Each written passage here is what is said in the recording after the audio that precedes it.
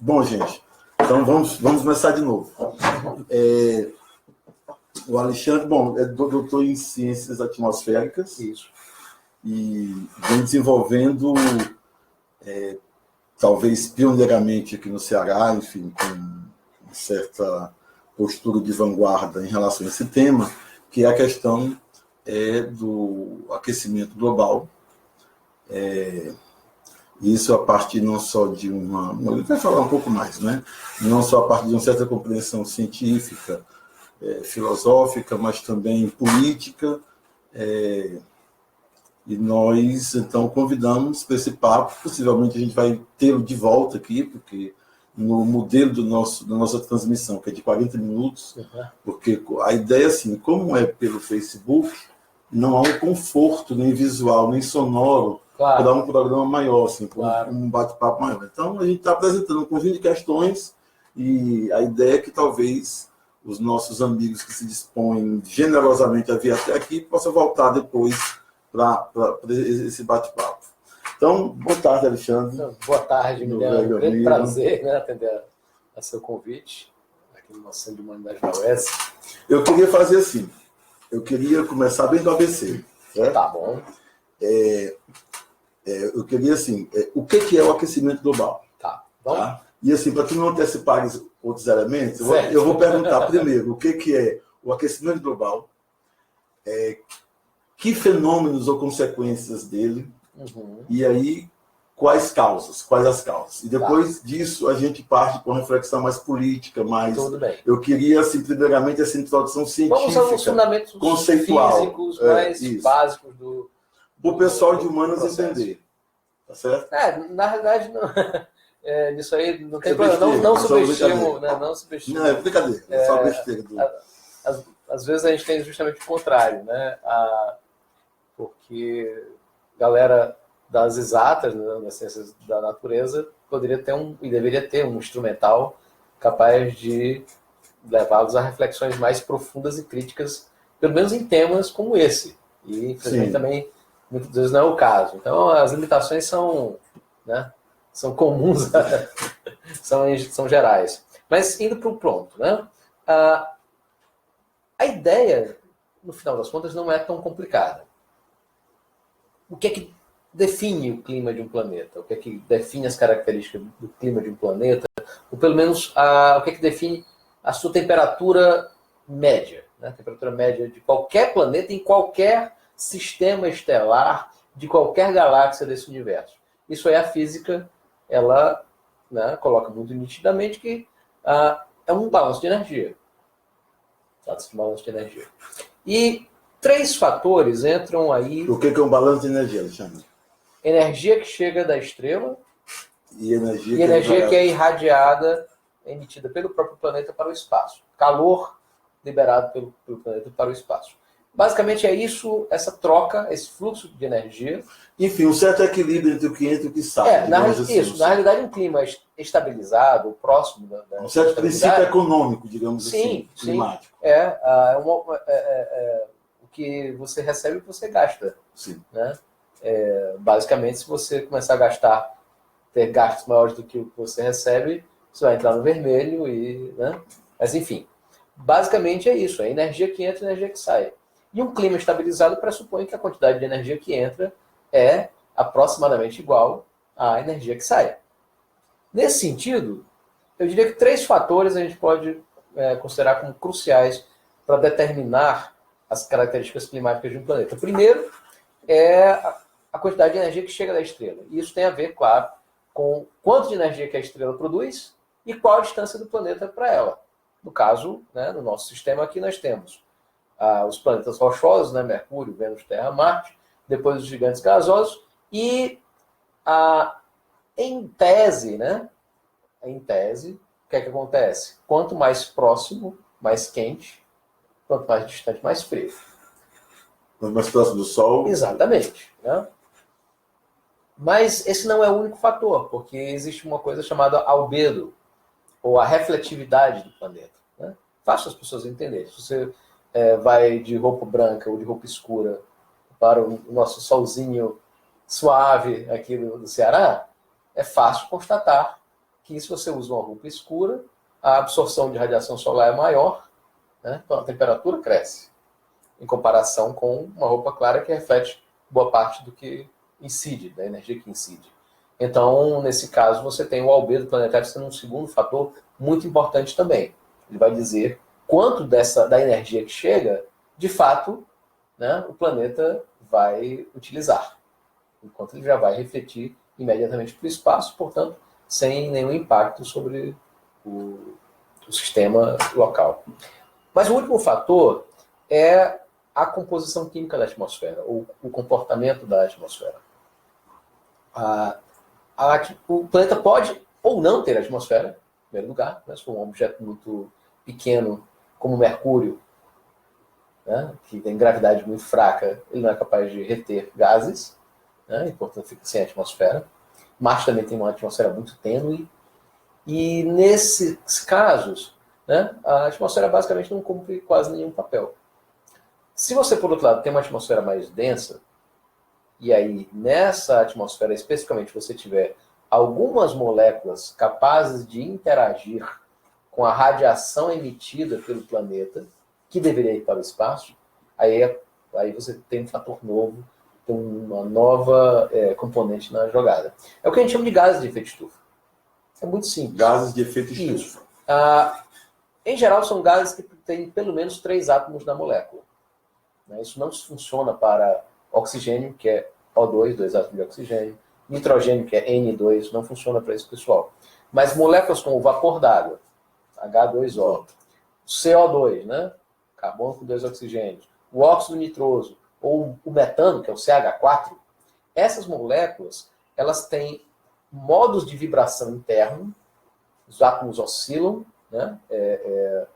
Entre eles, né, em uma determinada frequência, e essa frequência, ela pode corresponder justamente à frequência de parte da radiação que o planeta iria, a princípio, emitir para o espaço.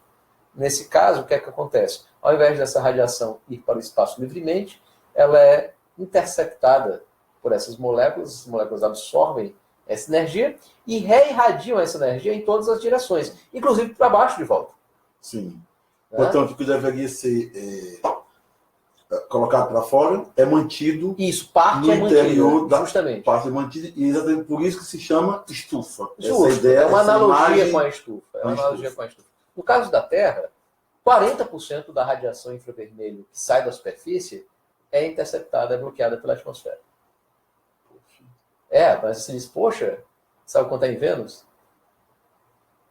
99% fica. E por isso Vênus, inclusive, apesar de ser o segundo planeta em ordem, né, de distância para o Sol, fica mais longe do que Mercúrio, Vênus é mais quente que Mercúrio, bem mais quente. Na verdade, Vênus é o exemplo mais, talvez, dramático, eu diria, de como o efeito estufa pode literalmente transformar um planeta em um inferno. Vênus tem a sua superfície a 460 graus Celsius. Isso é a temperatura de um forno. Né? Chumbo e estanho escoam líquidos. O planeta é todo recoberto de nuvens de ácido sulfúrico, o que, na verdade, dá uma redução no aquecimento de Vênus, porque reflete muita luz. Só que essas nuvens de ácido sulfúrico produzem chuva que evapora antes de chegar à superfície. O ácido sulfúrico ferve a 380 graus Celsius. Né? Neva metal. Sim. Então, quer dizer, é um planeta inviável para qualquer forma de vida complexa, provavelmente em qualquer química que a gente possa imaginar. Alexandre, então assim, quais seriam os, digamos, a medida ou, enfim, um método que permitisse esse equilíbrio, esse princípio econômico no caso da atmosfera terrestre, quer dizer, que desse as condições de reprodução espontânea das condições naturais de existência. É importante a gente dizer o seguinte, né? O clima da Terra passou por várias alterações ao longo de sua história geológica. Né? E, naturalmente, a busca de um novo equilíbrio climático, após algum tipo de perturbação, sempre visava rebalancear esses fluxos energéticos. Isso pelas próprias tendências naturais. Exatamente. Né? Bom, Vênus está equilibrado. depois de provavelmente dois eventos catastróficos de efeito estufa desenfreado, Vênus entrou em equilíbrio. Né? Só que o equilíbrio é um novo equilíbrio em altíssima temperatura. Né? Esse é o ponto. Não se trata de que o planeta é ameaçado com grandes mudanças climáticas, mas se você tem formas de vida adaptadas a uma determinada faixa climática, determinado intervalo de parâmetros climáticos, de temperatura, de precipitação, etc., é óbvio que uma mudança muito brusca, uma perturbação muito significativa nesses parâmetros vai colocar sob risco essas formas de vida. Mas aí só para fechar esse ponto primeiro. Sobre o que é o aquecimento global. Né? Basicamente, o que é que acontece? Se nós temos esses três fatores, a quantidade de energia que chega do Sol, quantidade de albedo, ou seja, porcentagem dessa energia que é refletida, e composição química da atmosfera, governando o clima, né? Se você mexe em um dos três fatores, voa lá, você mexe no clima, você tem mudança climática. Se mais energia passa a chegar ou menos energia a sair, você tem aquecimento. Se você reduz a energia que chega e ou aumenta a energia que sai, você resfria o planeta. Então, né, não tem segredo, são conceitos simples da física até esse ponto. Claro, nós não temos nenhum indício de uma grande alteração da irradiância solar. Da chegada. Não, de jeito nenhum, nada disso. Nem do albedo terrestre. Hoje, talvez a coisa que mais modifica o albedo da Terra, a refletividade da Terra, seja o desmatamento.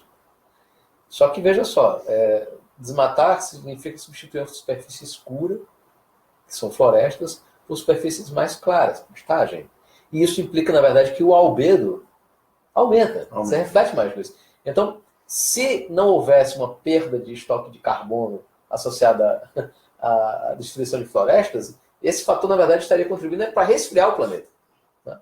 A gente não tem hoje nenhuma sombra de dúvida, na verdade. É algo assim. É como a gravidade, como a gravitação, a evolução das espécies. Né? Porque a coisa é muito simples.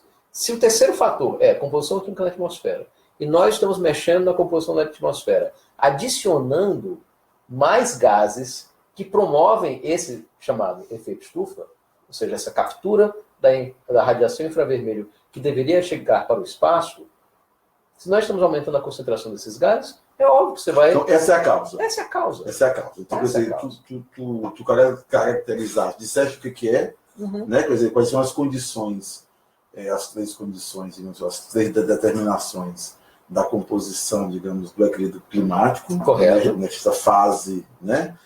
E a causa, então, seria a emissão de gás carbônico. Sim, é a única que está sendo alterada e de maneira dramática. Importante a gente apontar isso, inclusive. Porque em 250 anos, a concentração de dióxido de carbono saiu de 280 partes por milhão para 405. Se a gente pudesse editar esse vídeo depois, então a gente coloca essas informações de números, aqui a gente colocaria para chamar a atenção. Então tu tem que repetir. Tá certo. A atmosfera pré-industrial, ela continha 280 partes por milhão de CO2. 280 partes por milhão de CO2. A cada milhão de litros de ar, você tem 280 de CO2. Certo. O CO2 é o mais minoritário. Certo. Mas não é por isso que ele não tem efeito. Né? Você pode muito bem dizer, coloca aqui algumas gotinhas de cicuta, né? Sim. Ele vai dizer que não tem efeito porque é minoritário. Exato. Né? Coloca um pouquinho de cianureto aqui. Né?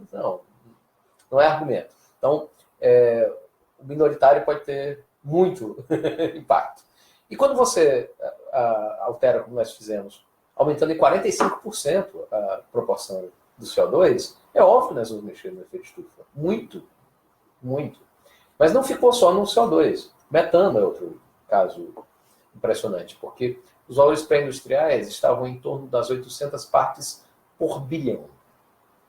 Acontece que a molécula de metano, ela é, numa escala de um século, ela é, em média, 34 vezes mais potente do que a do CO2 na absorção de infravermelho.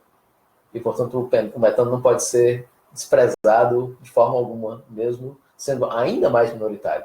Mas nós saímos desses 800 partes por bilhão pré-industriais para 1.800 partes por bilhão.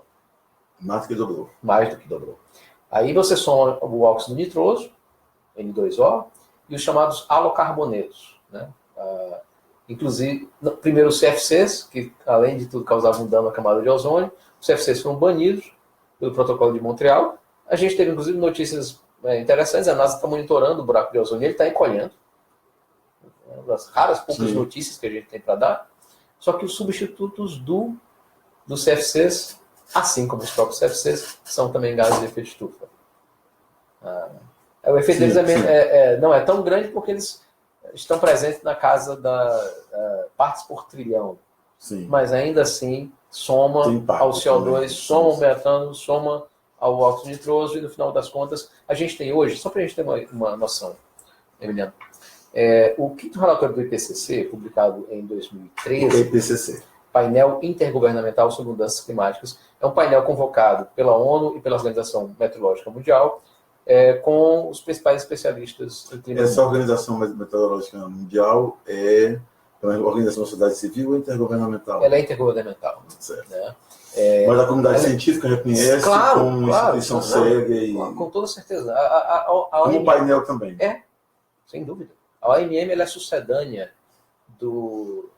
da primeira tentativa de organizar uma rede internacional de observações, que é uma iniciativa muito louvável. Né? E é ela que mantém o registro desde 1880 de temperatura na superfície. Exato. Né? E a gráfico, portanto, contínuo, claro. Isso é um acompanhamento. Mas mesmo, você poderia dizer, não, mas de 1880 para cá ainda é pouco em comparação com a história geológica da Terra. Sim, isso é óbvio. Mas nós temos como recuperar dados do passado. Mas antes, deixa eu te contar o que eu ia colocar. O último relatório do IPCC, ele fez uma continha. O excedente de gases de efeito de estufa na atmosfera cria um desequilíbrio equivalente a 2,29 watts por metro quadrado. A unidade de potência, watt, ela é fácil de entender se a gente olhar a embalagem, né, de lâmpada. Todo objeto, todo utensílio elétrico tem uma determinada potência. Então, mas o importante se você coloca esses 2,29 watts a cada metro quadrado da superfície da Terra e multiplica isso pela área da Terra, você encontra uma quantidade formidável de energia.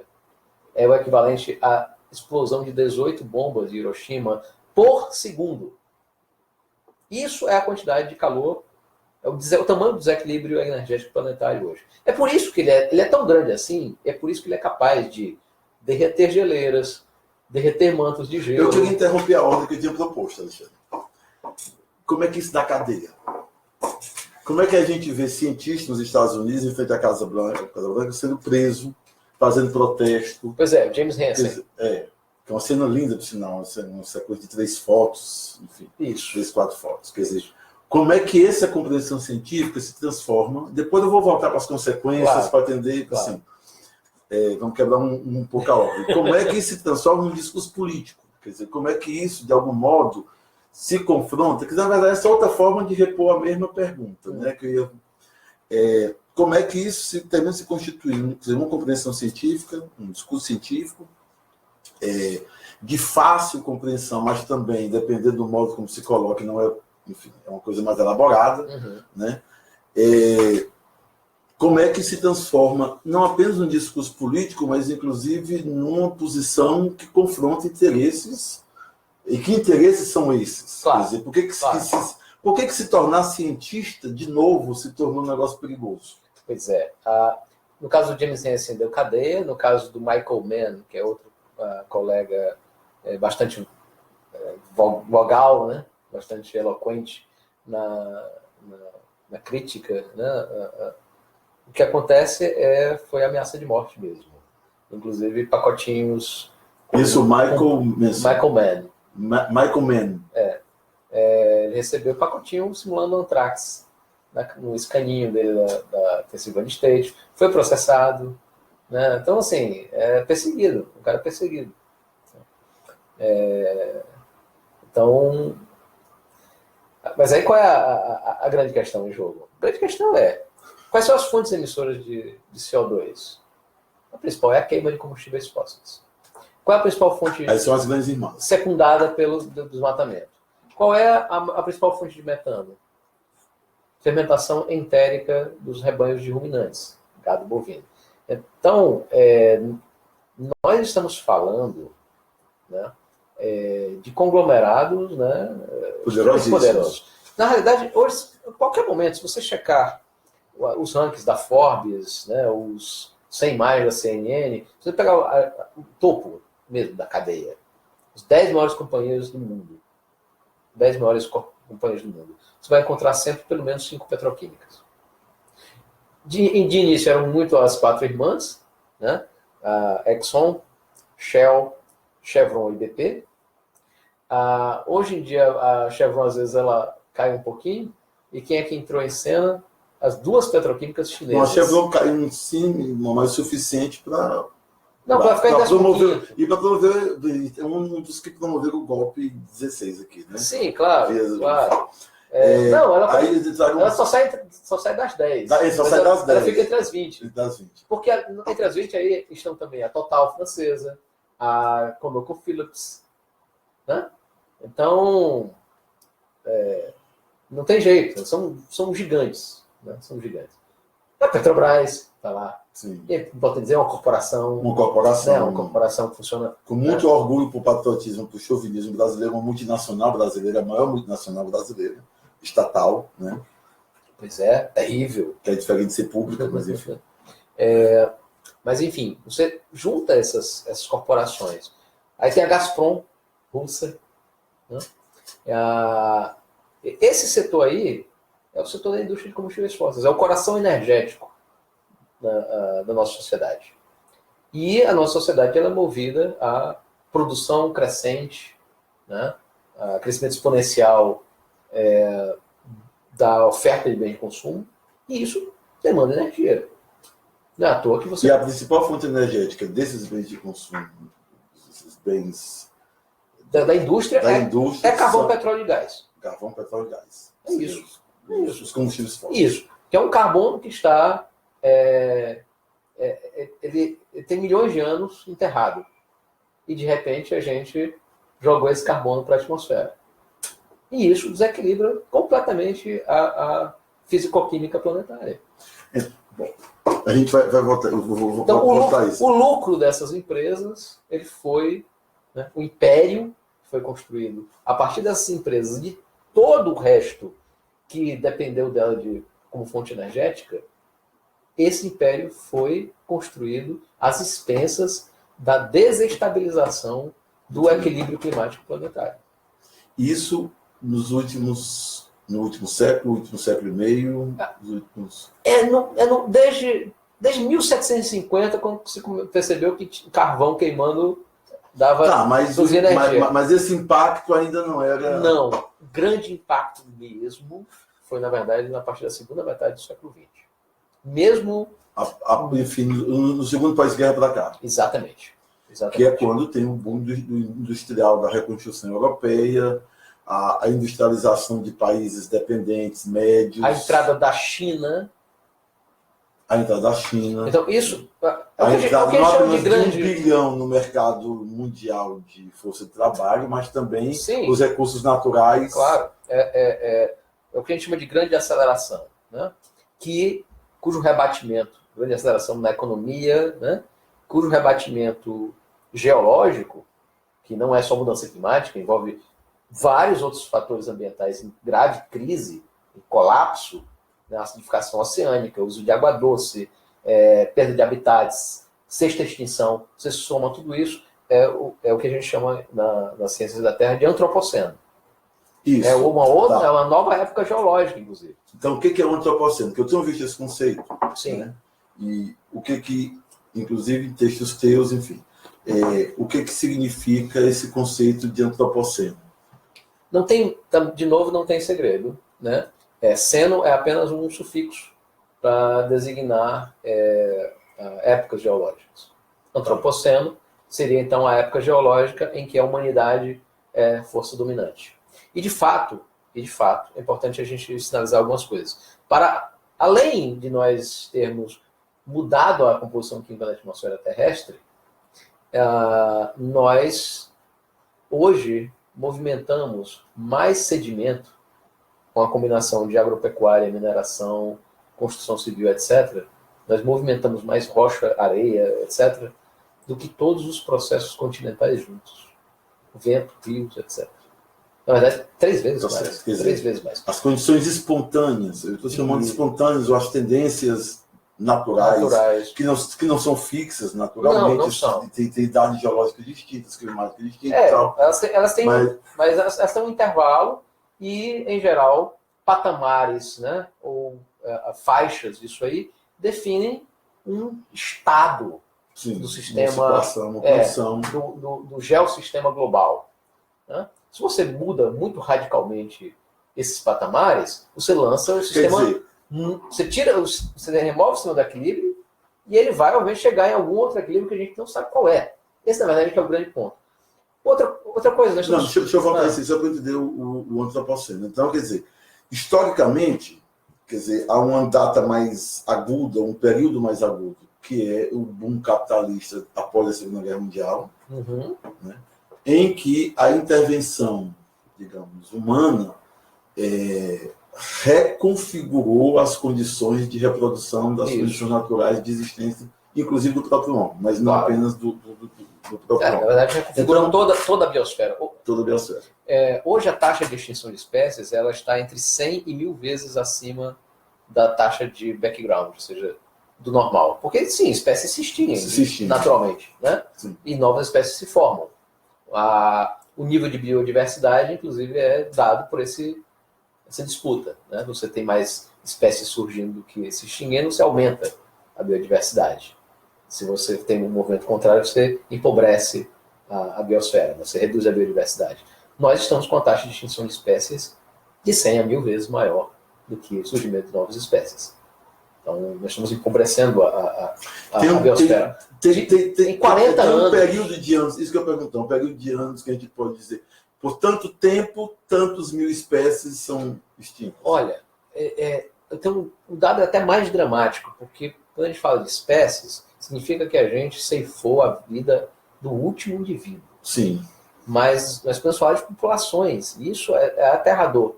Em apenas 4 décadas, 4 décadas, nós perdemos mais da metade da vida silvestre do planeta. Isso animal e vegetal? Não, animais. Animais. Né? Nós estamos praticando um verdadeiro holocausto, né, animal. Aí você pega tudo. Você pega de peixes com sobrepesca, a anfíbios cuja determinação de sexo é vinculada à temperatura e, portanto, são particularmente vulneráveis à mudança climática. Você tem a introdução de espécies invasoras, sem predador natural, que desequilibram completamente o ecossistema. Você tem a destruição direta de habitat, e você tem poluição, e você vai somando tudo isso e não tem biosfera que aguente. Deixa eu te perguntar assim, porque são muitas coisas na minha cabeça. Assim. Uma delas é o seguinte, eu vou começar pela mais boba, aparentemente mais boba. Mas assim, o que seria... eu já ouvi esse argumento de um colega nosso da universidade. Assim, a Terra estaria esfriando, dizem. E, portanto, quer dizer, se a tendência natural da Terra é esfriar, como é que se fala em aquecimento global? Desculpa, isso é uma bobagem. Não, é falso, é mentira. Não, mentira. Simplesmente os dados, as diversas métricas possíveis... Claro que não. Se nós compararmos não apenas com o período pré-industrial, mas nós começamos a olhar, nós temos hoje dados indiretos. Né? Não, essa afirmação, que é quase escolar, colegial, de que a tendência, então, dos planetas e tal, do próprio Sol, seria, no prazo aí de milhões de anos, um esfriamento. Não. Isso não existe. Não, pelo contrário, até. Mas eu devo dizer que isso não está Não é É a noutra questão. escala, é noutra É escala. outra escala, não é essa questão. Mas dentro dessa escala, na verdade, o Sol ele aumentou em 30% a sua potência irradiada desde que surgiu há 4,5 bilhões de anos atrás. Mas se você projeta essa tendência de longo prazo numa escala de 100 anos, isso é irrisório, completamente irrisório, em comparação com as mudanças que nós estamos operando. É importante dizer isso. E que são objetos de medição. Claro, claro. Nós somos capazes, hoje nós temos a condição de pegar um sensor que mede infravermelho, junto à superfície, outro embarcado num satélite. Eles podem passar sobre o mesmo ponto. Você mede a radiação que está saindo da superfície da Terra e você mede aqui, escapa para o espaço. E você, portanto, infere o quanto ficou no meio. Isso é medido. Assim, a negação do aquecimento global ela é uma estultice, né?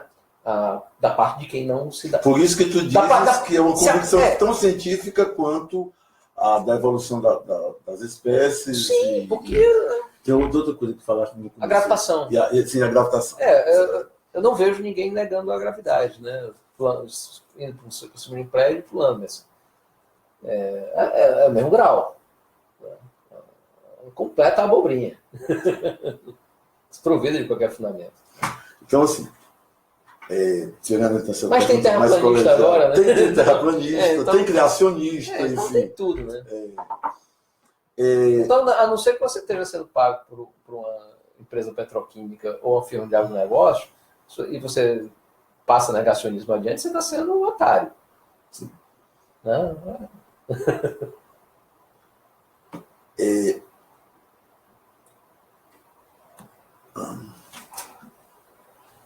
Deixa eu ver se eu consigo formular o que eu estou pensando aqui. Quer dizer, qual é o nível aceitável, digamos assim, de gás carbônico? Quer dizer, 0.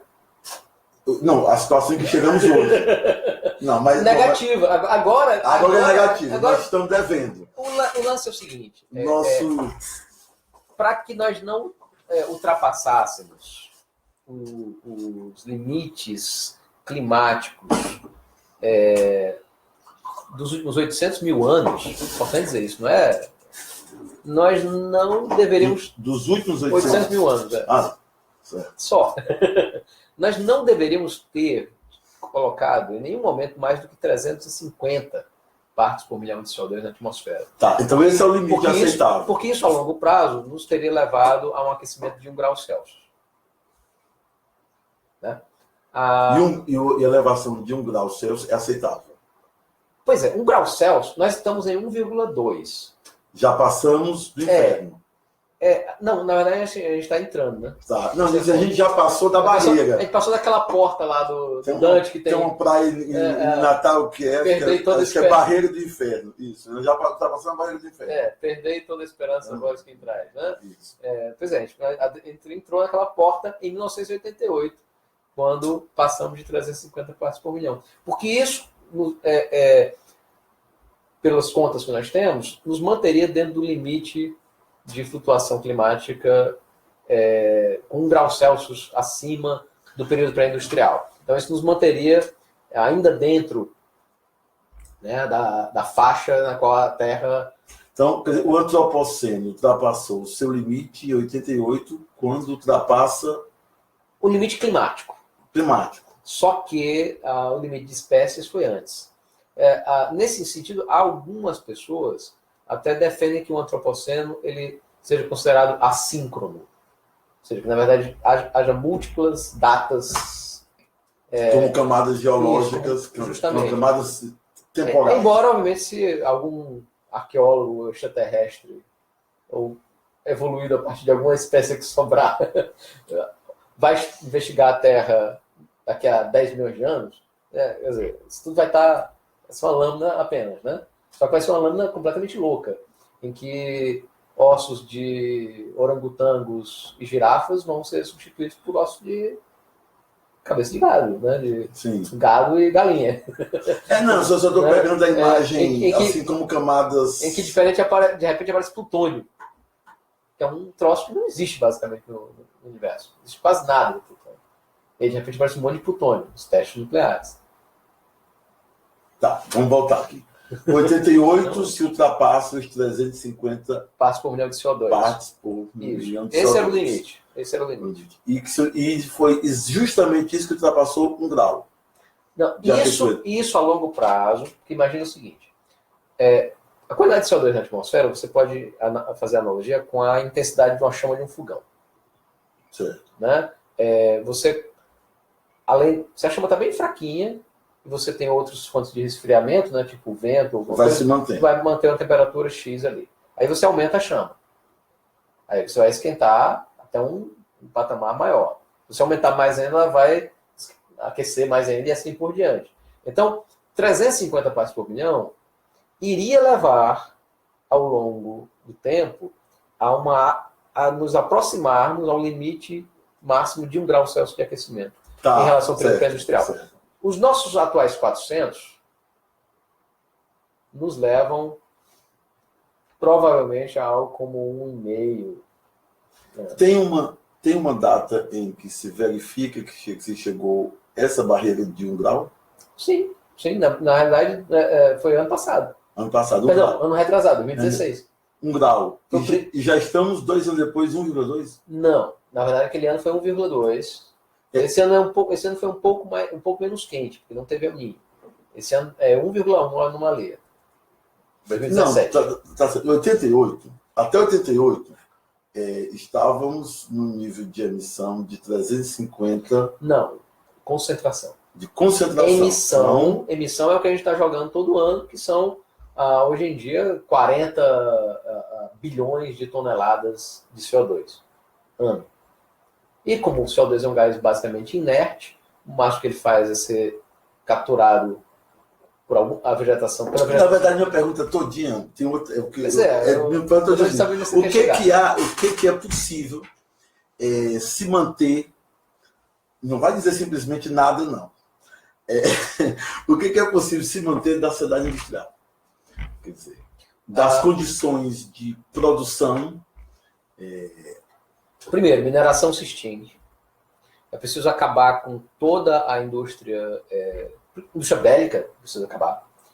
Toda a indústria de embalagem precisa... Tanto a de plásticos como a de papel também? A de plástico desaparecer. Desaparecer, simplesmente. Né? E nós temos que ter uma reciclagem eficiente para o resto. Né? Papel, madeira... Vidro. Madeira é uma reciclagem natural e, portanto, você não pode usar nem um grama mais de madeira que a natureza não fotossintetize, né, no ano seguinte. Então, é básico isso. Né? Essencialmente, precisa ser uma indústria de reciclagem, em primeiro lugar. Né? Reciclagem propriamente dita, logística reversa, tudo isso. Porque... Indústria automobilística limitadíssima.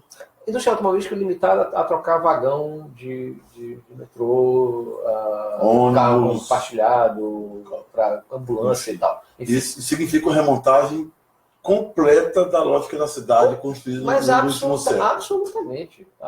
Dos empregos também. Da lógica de empregos. Enfim. Claro. A construção civil com cimento precisa parar. E faríamos com o quê? Então, nós temos os materiais. Adobe, super adobe, chama os permacultores e os indígenas. Mas eu não daria conta. Bom, mas também não quero fazer... Mas é que tá, Helena, a grande questão tem que dar conta. O que não vai dar conta é nós mantermos isso que nós estamos fazendo. Sim. Isso é insustentável. Isso vai estourar. Feio. Está estourando. Está estourando. Né? De fato, já ultrapassamos a barreira do inferno. Quer dizer, nós estamos caminhando, eu acho que aquela imagem do Benjamin é perfeito. Uma coisa que a gente não fala, ou fala muito pouco. Óbvio que no Oriente Médio o fator principal é guerra patrocinada pelo imperialismo e tudo mais. Mas você sabe que a Síria passou uma seca recorde de 7 anos? Perdeu 80% do rebanho bovino? 6,5 milhões de pessoas foram deslocadas do campo para cidades? Aí o que você... Isso é mudança climática. Seca recorde. a Europa não teve capacidade de receber de braços abertos 1 milhão de refugiados sírios, porque desses 6,5, 1 milhão foi para fora do país. O que é que vão fazer com 100 milhões de pessoas de Bangladesh com o mar subindo? É isso que nós precisamos dizer. Sim. Tem que tocar a real. E não tem jeito. Porque, na verdade, é o seguinte, o que eu perguntar para ti é o seguinte, porque são duas coisas que eu noto no que tu fala, que aí eu estava querendo, eu acho que a gente já pode ir para esse tá certo. Né? Para esse ponto final. Final, nós vamos acabar, mas a gente ainda tem aí, a gente tem 5 minutos, a gente pode ter mais 10 minutos, e tu vai voltar aqui depois. É o seguinte, já são 41 minutos de Veja só, de transmissão. Não, no instante passa, é incrível. Ao mesmo tempo, tu tem um discurso muito de afirmação da ciência, né? Sim. Portanto, não tem nada de obscurantismo, nem de primitivismo, nem de... Enfim, não que haja qualquer problema em si mesmo nisso. Também não acho. Né? E, ao mesmo tempo, em que ponto isso se relaciona, quer dizer, essa afirmação da ciência ou destas coisas que a ciência tem dito e que portam um potencial crítico imenso em relação à sociedade capitalista que a gente vive, ao mesmo tempo, como é que isso se casa, esse discurso afirmativo da ciência, com um discurso crítico da indústria, da técnica e da indústria, ou não necessariamente um discurso crítico da técnica e da indústria? É um discurso, ao meu ver, necessariamente crítico da ideia de crescimento econômico, desenvolvimento baseado a partir desse crescimento e progresso, e da ideia de progresso. A natureza tem uma coisa chamada evolução, e isso não tem a ver com progresso. Sim. Na verdade, nós somos tão evoluídos quanto qualquer bactéria que coabita a Terra hoje, né, conosco. Né? Tem experimentos que são feitos, inclusive. A gente sabe que em determinados momentos a natureza ela faz descartar, simplificar, diminuir. Sim. Né? E diminuir significa evoluir. Simplificar significa evoluir. Né? Nós estamos precisando de algo assim. Não tem como você seguir sustentando, né, um crescimento econômico que reclama da natureza 50% a mais do que ela é capaz de repor, que está em vias de... Enfim, quer dizer, os processos de reprodução natural espontâneos, os processos espontâneos de reprodução da natureza são insuficientes. Isso o nível de exigência das atuais condições técnicas de produção. Justamente. Óbvio que a primeira coisa que precisa ser descartada no negócio desse é uma elite parasitária. É óbvio. Nada mais perdulário do que você sustentar. Uma elite parasitária quer dizer, tu está falando socialmente. Sim. Perdulária. Né? Agora, não é só isso. É preciso entender que a acumulação capitalista ela também é vinculada a uma forte sedução, né, fetichismo, por consumo e descarte. De massas. De massas, exato. E esse elemento precisa... É o pseudo-luxo, né? Quer dizer, exato. É o pseudo-luxo miserável da sacolinha de plástico, do celular novo. Do celular novo, do copo descartável, do copo, do prato descartável. Enfim, na verdade, uma sociedade que não tem mais luxo... Do automóvel se constitui um pseudo-luxo, como se constitui, como diz Debon, um pseudo-festa. Né? Não se tem festa nem luxo. Então fica... isso, de fato, as massas trabalhadoras, consumidoras, já põem isso como... ou elas já têm ou elas almejam. Esse sequestro sabe? E isso, inclusive, é que, assim... Não só os setores, né, que discutem política com base na inclusão via consumo, como inclusive, né, setores que supostamente estão mais à esquerda, né, permanecem com esse discurso do paraíso para a classe operária, sendo um paraíso a partir dessa materialidade aí. E, na verdade, mesmo esse setor mais à esquerda mantém a ideia de uma afirmação, de um discurso de positivação e não de crítica do trabalho assalariado, do trabalho. Sim, né? Sim. Isso eu me lembro muito do meu querido cacique Antônio Anassé da Japuara. Ele diz: Alexandre, como era ruim quando eu tinha emprego. Exato. Né? Exato. Ele em meio lá às macaxeiras e pimentas dele. Alexandre, vamos conceitualmente, quer dizer, aquele negócio que o Marx diz na ideologia alemã, que em determinado momento as suas produtivas se transformam em forças destrutivas. A gente poderia dizer que tu concordaria que um dos indícios em que as forças produtivas desenvolvidas na sociedade moderna se tornam destrutivas é quando elas exigem mais da natureza. É verdade que é destrutiva também em relação aos homens e outros aspectos. Claro. Mas, enfim, em relação à questão que a gente está discutindo.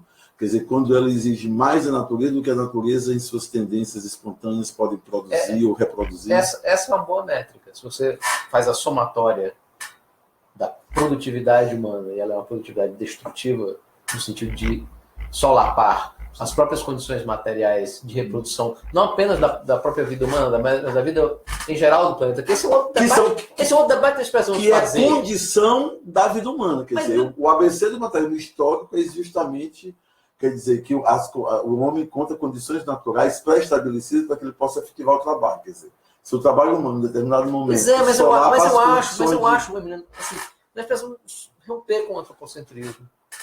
Definitivamente. Né? O que é romper com o antropocentrismo? Nós precisamos nos entender como parte, né, de uma enorme teia de interações em que nós estamos em um dos nossos. Sim.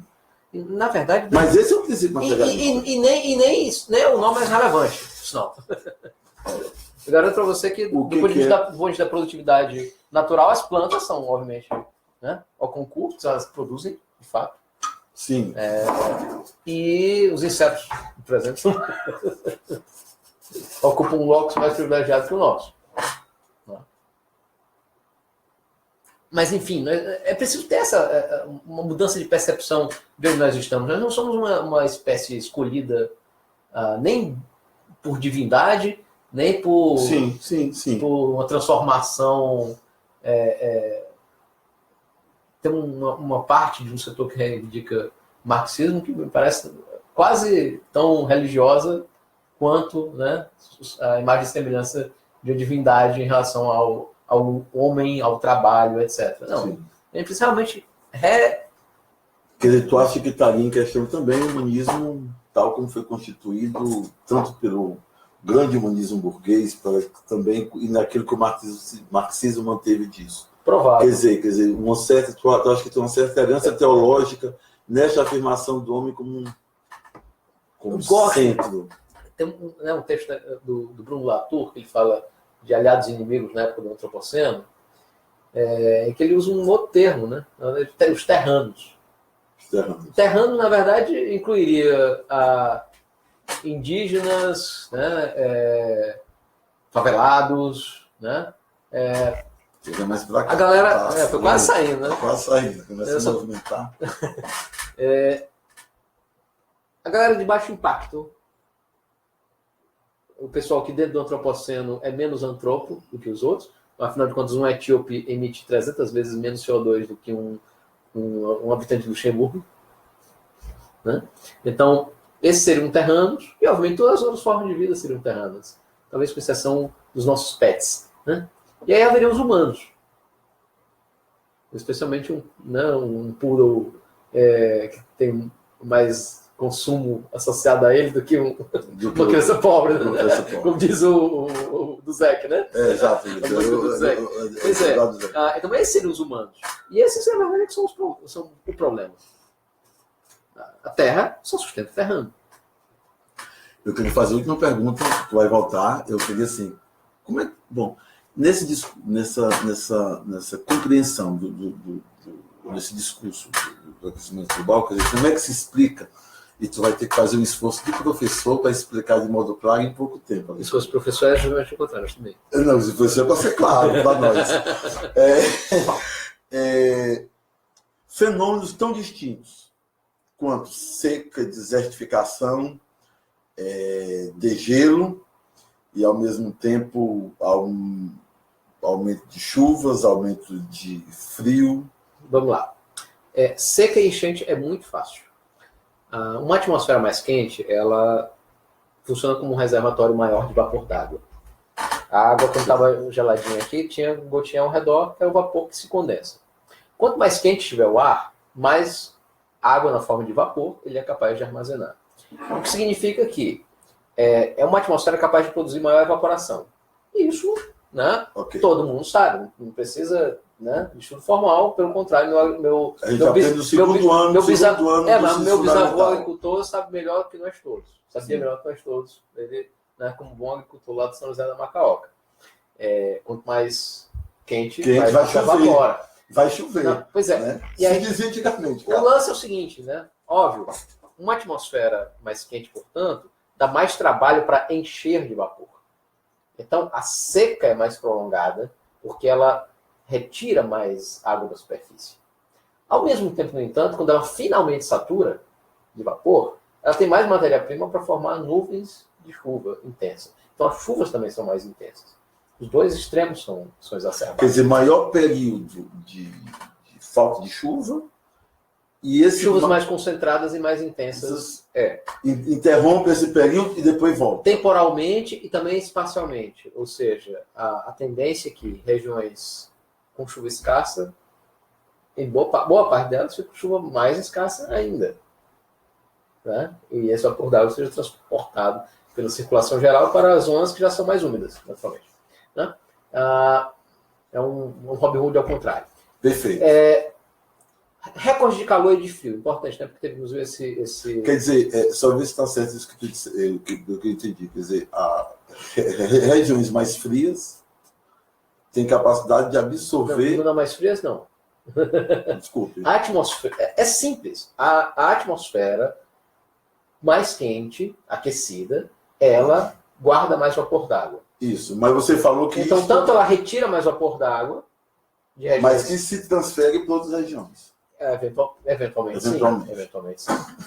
São regiões em que a dinâmica da atmosfera proporciona a produção de chuvas com mais facilidade já. Então, a tendência é que você, né, vá produzir justamente chuvas mais intensas onde elas já ocorrem. Recorde de calor e frio, importante dizer. Né? Sim, os recordes de frio não vão desaparecer, mas eles, a cada temperatura registrada numa estação de superfície hoje no mundo, com recorde de frio, existem 3 recordes de calor. Um clima estabilizado teria o quê? É como jogar uma moeda, 50%, 50%. Não é mais, em primeiro lugar. E segundo, em particular, os eventos da América do Norte, existe aí um fator que entra em jogo, que é o derretimento do Ártico. O derretimento do Ártico ele reduz a diferença de temperatura latitudinal e é esse gradiente, essa diferença natural de temperatura que segurava as massas de ar polar. Tem uma dinâmicazinha atmosférica, né? É mais sutil a explicação, é o que a gente chama de vento térmico, mas basicamente isso segura as massas de ar polar girando em torno do polo, que a gente chama de vórtice polar. E se a gente reduz esse gradiente com o derretimento do gelo do Ártico, na verdade, aí essa massa meio que vaza. Né? E aí você tem situações como, ao mesmo tempo que a Sibéria estava vários graus acima do normal, a América do Norte estava congelando, com o ciclone bomba. Então, você tem ainda maior variabilidade. Você tem mais eventos de calor do que de frio, sem dúvida alguma, mas além disso, né, o tempo fica mais instável também com essas ondas de frio, porque as massas de ar não ficam contidas no polo. Isso né? Sim. E aí, claro, furacões mais intensos. Maria. A gente ainda tem mais de 1 milhão de pessoas em Porto Rico sem eletricidade regular. Temos centenas de milhares ainda sem água potável na torneira. Tem noção do que é um Maria, né, passando por cima de uma comunidade pobre? O grau de desestruturação, desgastamento do tecido social que você tem numa situação dessa? Imigrantes, destruição de infraestrutura. Isso que nós vamos ter que lidar. Essa é a herança dessa sociedade de espetáculo, de consumo e descarte que nós temos hoje. Essa farra, que é uma farra totalmente desigual. Né? nós usufruímos de uma fração dela, alguns usufruem muito, e a grande muitos não maioria... usufruem nada, ou muito pouco, mas e o pior, é uma grande farra destrutiva, que vai deixar um legado, né, para gerações de jovens hoje, que são gerações futuras, muito grave, inaceitável.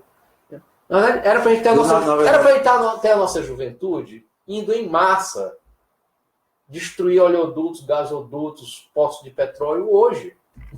Sim. Né? Assim, isso sim seria consciência, eu não digo mais de classe, eu acho que tem uma consciência que é mais importante hoje, é uma consciência de biota. Precisa ter uma consciência de biota, né?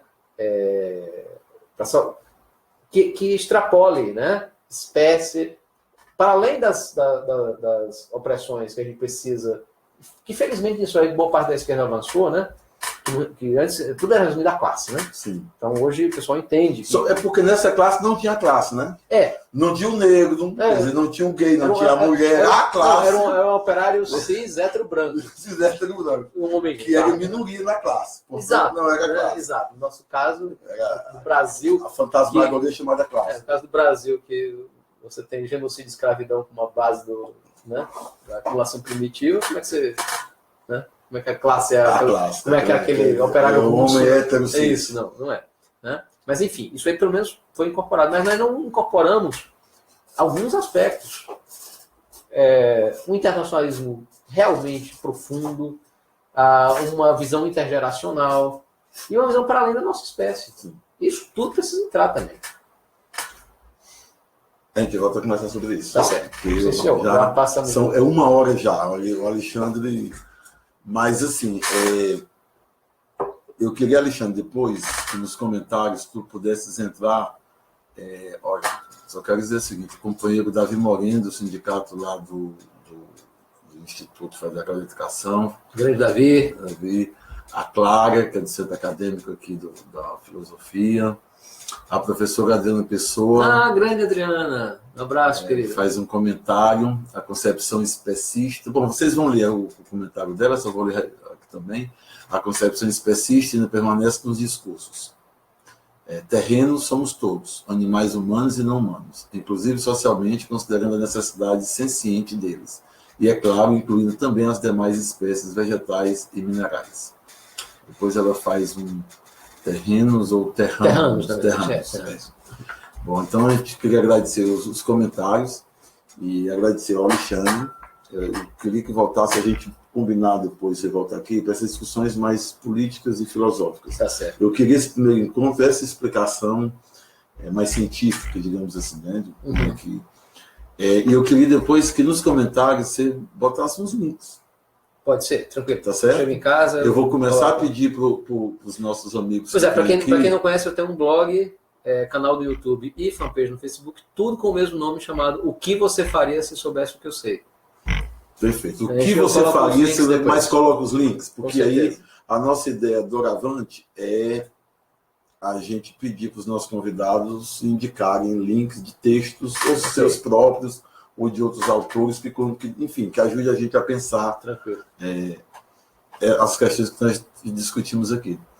Pois, camarada, obrigado. Grande prazer estar com você hoje aqui. Foi ótimo e eu vou rever. Vamos rever. A gente pede que vocês também compartilhem para os amigos, na sua linha de tempo, nos grupos que vocês fazem parte. Enfim, para que as questões que a gente discuta aqui possam ter algum impacto, enfim, promover ou contribuir para alguma discussão pública. Tá certo? Obrigado, gente. Obrigado, Alexandre.